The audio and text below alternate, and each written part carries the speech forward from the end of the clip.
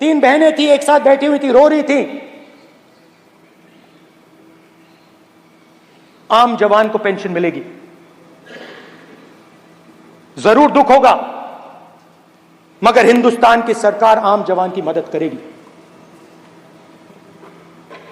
मगर अग्निवीर को जवान नहीं कहा जा सकता। अग्निवीर यूज एंड थ्रो मजदूर है, और आप उससे कहते हो, उसको आप 6 महीने की ट्रेनिंग देते हो, 6 महीने की ट्रेनिंग देते हो। दूसरी तरफ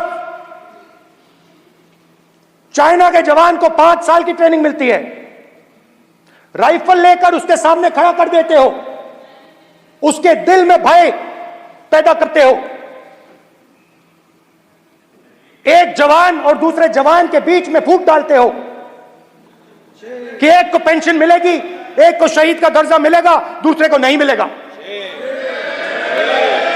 और फिर अपने आप को देशभक्त कहते हो। ये कैसे देशभक्त हैं?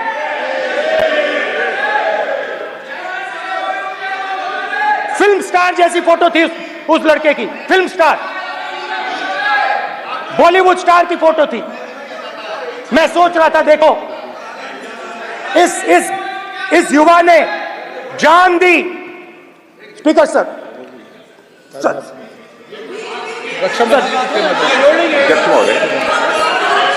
अध्यक्ष महोदय, एक आदमी सब पर भारी। अध्यक्ष महोदय, मैं नेता प्रतिपक्ष से अनुरोध करना चाहूंगा, गलत बयानी करके सदन को गुमराह करने की कोशिश। गलत नहीं है सर, गलत नहीं है सर, लेना चाहता हूं कि गलत नहीं है युद्ध के सर, दौरान अथवा सीमाओं की सुरक्षा के दौरान यदि हमारा कोई अग्निवीर का जवान शहीद होता है तो उसके 1 करोड़ रुपए की धनराशि सहायता के रूप में उसके परिवार को मुहैया कराई जाती है। इस प्रकार की गलत बयानी से सभी को गुमराह करने की कोशिश नहीं की जानी चाहिए। संसद महोदय, अध्यक्ष। स्पीकर सर, स्पीकर सर देखिए, स्पीकर सर देखिए, राजनाथ सिंह जी की एक राय है, मेरी एक राय है। सच्चाई अग्निवीरों को मालूम है, हमें बोलने की जरूरत नहीं है। अग्निवीर को किस चीज का सामना करना पड़ता है, शहीद का दर्जा मिलता है या नहीं मिलता है, कॉम्पनसेशन मिलता है नहीं मिलता है, पेंशन मिलती है नहीं मिलती है, वो उसको मालूम है। पॉइंट ऑफ ऑर्डर है मान्यवर। अब सदन के सामने 2 स्टेटमेंट हुए, एक हुआ विपक्ष के नेता का, दूसरा हुआ माननीय राजनाथ सिंह जी का, रक्षा मंत्री जी का। ये कहते हैं कि 1 करोड़ रुपया नहीं मिलता है। श्री राजनाथ सिंह ने अधिकृत रूप से कहा कि मारे जाने वाले अग्निवीर को जो शहीद होता है उसको 1 करोड़ रुपया मिलता है। उनको फैक्चुअल पोजीशन सदन पर रखनी चाहिए मान्यवर। ये सदन झूठ बोलने की जगह नहीं है मान्यवर, यहाँ सच बोलना चाहिए। और अगर ये नहीं रखते हैं तो उनको ये सत्यापन नहीं करते अपने स्टेटमेंट का, तो उनको सदन और देश से और अग्निवीरों से माफी मांगनी चाहिए माननीय।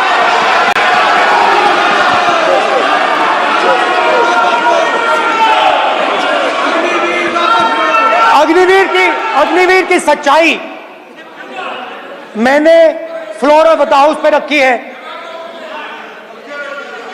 और राजनाथ सिंह जी ने भी कहा है, जो रियलिटी है वो हिंदुस्तान की सेना को मालूम है, वो अग्निवीरों को मालूम है। उनके कहने से या मेरे कहने से कोई फर्क नहीं पड़ता, सच्चाई तो उनको मालूम है, उनको मालूम है सच्चाई कौन बोल रहा है।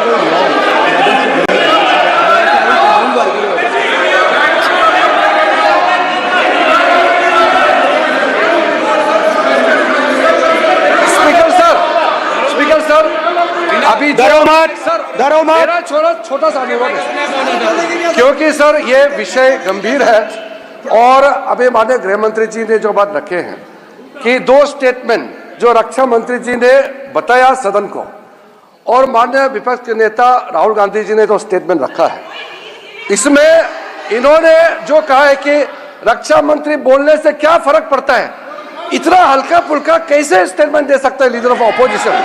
इसलिए सर इन्होंने जो बात रखा है पुष्टि करना चाहिए और हम लोग भी सर नियम के मुताबिक अपना बात रखेंगे sir. We need additional time.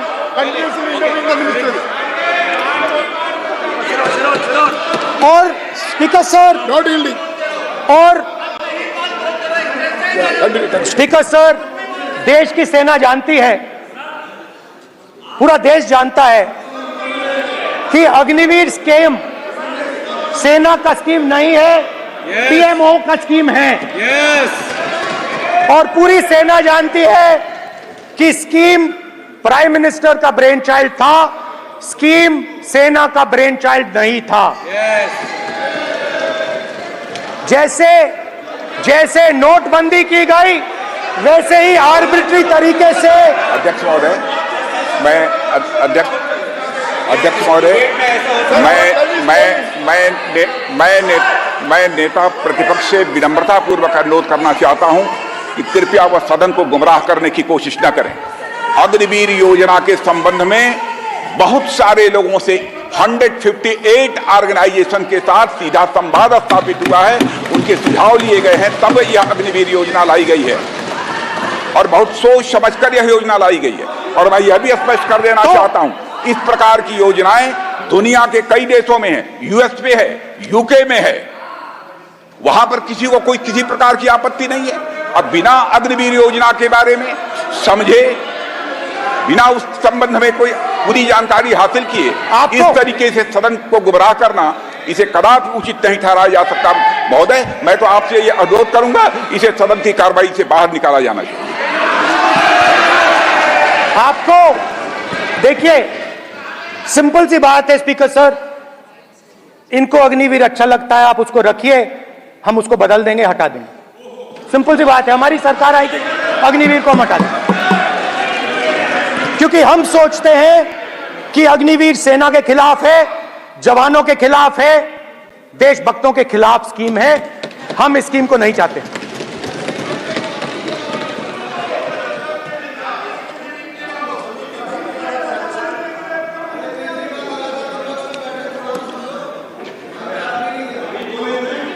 पहली बार हिंदुस्तान की हिस्ट्री में जनता से स्टेट्स छीने गए हैं। जम्मू कश्मीर लद्दाख से आपने पहली बार स्टेट छीना है। मणिपुर को आपने सिविल वॉर में डुबा दिया है। मणिपुर को आपने और आपकी योजनाओं ने, आपकी पॉलिटिक्स ने जला दिया है। और आज तक हिंदुस्तान के प्रधानमंत्री मणिपुर नहीं गए। ऐसा लगता है कि मणिपुर हिंदुस्तान का प्रदेश नहीं है। प्रधानमंत्री के लिए मणिपुर स्टेट ही नहीं है। मणिपुर में सिविल वॉर हो ही नहीं रही है। और एक बार बयान दिया हमने, मतलब प्रेशर लगाया, हम गए, हमने प्रधानमंत्री से कहा एक मैसेज दे दीजिए, मणिपुर चले जाइए, जनता की वहां रक्षा कीजिए। नहीं,